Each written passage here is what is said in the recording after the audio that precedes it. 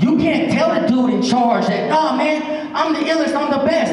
That's not for you to tell. That's for his friends to tell. So what I did, you know, now to get back, I gave a little inspiration. I'll tell you how I did it. How we did it.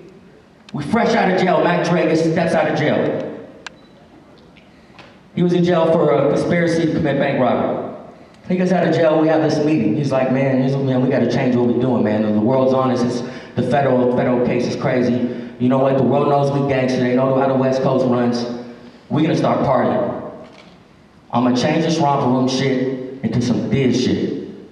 He said, man, kinda like some Humpty Hump shit. He said, man, Shot G and Humpty Hump, man. He said, it took me 3 years to realize there's two people. Now, you can't be scared to take on a persona as long as your brand is bigger than that. Digital Underground was bigger than Humpty, bigger than Shot, so they knew they could handle that. So that was to say this, the world knows who I am, what I'm doing. I gotta put some sugar on this medicine to get the world to eat some of what I'm doing. Now, Dre had a big plan, a real big plan, man, excuse me, a real big plan. This dude was like, you know, we understand what it kind of did to a generation, how a lot of generation got caught up on some drugs and some bad things, and Dre realized that. We didn't realize the power we had at the time. But this is the time during Denzel Washington, right before Dre was murdered, when Ronald Reagan came out. We already filmed Trill TV 1. I'm sure you guys seen it. Thank you to everyone that bought it and looked at that. We're over 200,000 sold with that around the world, helping Mac Dre's mom and his daughter. But Dre was like, man, this some fucked up shit, G. I'm like, what you mean, Dre? He's like, man, the whole world think it's cool to Diz, man, and you know, I Diz, you know, I do all kinds of drugs, G, but you know, I don't want the kids to think that's how to do it. So he was like, you know what we're doing? To start a Trill TV 2, Ronald Reagan's gonna assassinate Denzel Washington. He's gonna assassinate him when he's running for president, saying, hey kids, there's some guy out there talking about Denzel Washington destroying the kids. Ronald Reagan's gonna bring it back.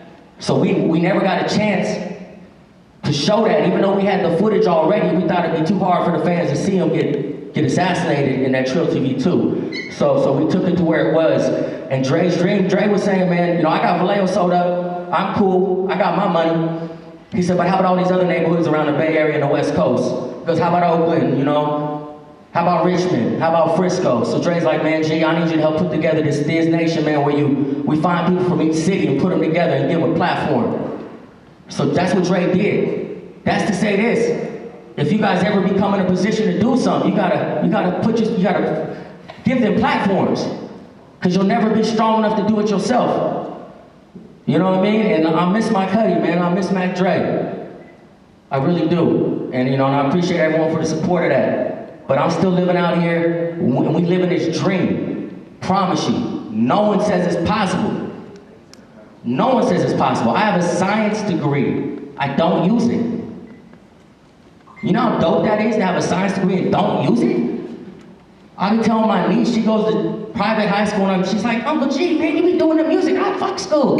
I'm like, fuck school? I said, I'm only able to do this because I'm able to understand the world. I have a science degree to show people I know how to apply things. Understand a high school degree and a college degree isn't to get into that field. It's to learn how yourself learns. The sooner you can understand how your own internal person learns things, there's nothing in the world you can't do. I didn't learn that until I was on probation, federal probation, had to find a job and go to school. And I took it serious, and I'm like, wow, this is crazy. And understood it. Once you understand, once you understand how you learn, you can apply it to everything in life. The music business is simple. You think it's some sneaky squirrel rocket science. It comes down to two things, just popularity and showing up. I know you guys live out here in Northern California, Sacramento, there's not a lot of things going on. There was not a lot of things going on up here in 2001, 2, 3, 4, 5, 6, 7. We had to create those things, meaning we had to find a way to get the people to believe. And if it wasn't here, we had to go somewhere where they would. When I signed F.A.B when he was 18 years old, we got a radio interview on the Wake Up Show.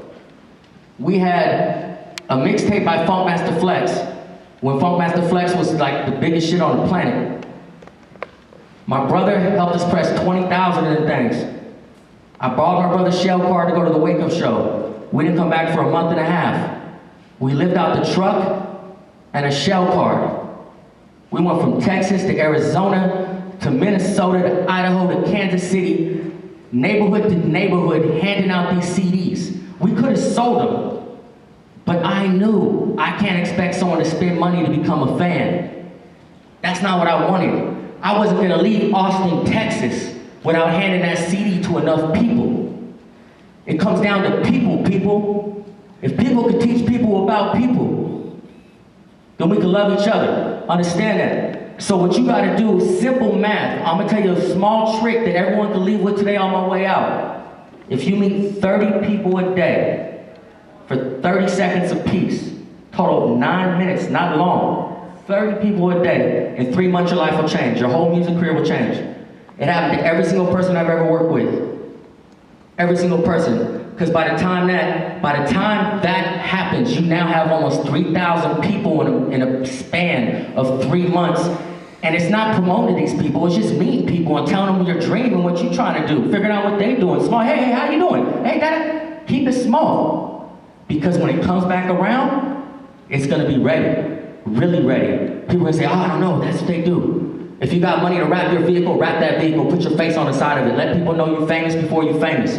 We did that shit. Dre's face, F.A.B face, like, hold on. I don't know who you are, but I heard of you, I seen you, I don't know. So now it's easy to perform. You can't show up and be the nobody guy. Like, when you get a show, you know, a lot of people, why, hey man, I ain't getting no shows. Gee, what do I do? Get some shows, I need some shows. I'm like, some shows? You got a stage show? Oh, no, man, but if I get a show, you tell me how much time I can put a show together. No one wants to see that shit. Period. Your show, a 10-minute show, is actually 20, 30-second shows. You got about 30 seconds before people's like, oh man, so you gotta do that 20 times in 10 minutes. So you gotta understand, no one wants to hear your intro, outro of your 7-minute song all the way through. Hey, I know it means a lot to you and all, man, you gotta get your Long Ranger on. You know what that means? Long Ranger means all of a sudden he's there, he's gone, and it was like, who the fuck was that? What just happened? Oh man, that's Long Ranger. Oh man, I gotta catch you next time. All that's to say, short time, keeping attention is better than long time, no attention. You don't want no one bored of your ass. You don't want no one saying, man, he sucks. But it's still better than no one knowing you.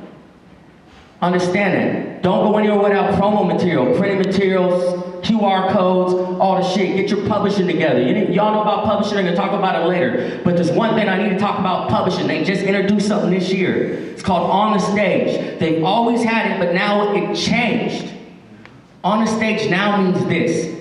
I don't know how BMI works, sorry about that, but ASCAP works like this. You have an ASCAP membership, you have On the Stage, you're performing at a venue. I don't care if it's club, cha-cha, to the convention center. As long as it's not a private party. As soon as you go perform, you get the manager's name of the venue, you get the address of the venue, you get the capacity of the venue, not how many people are there, like right now, not how many people are here, the capacity of the venue, and you hit the On the Stage button, bing, you put the songs you performed, and you get between 3 and 7 cents for every person per song you perform.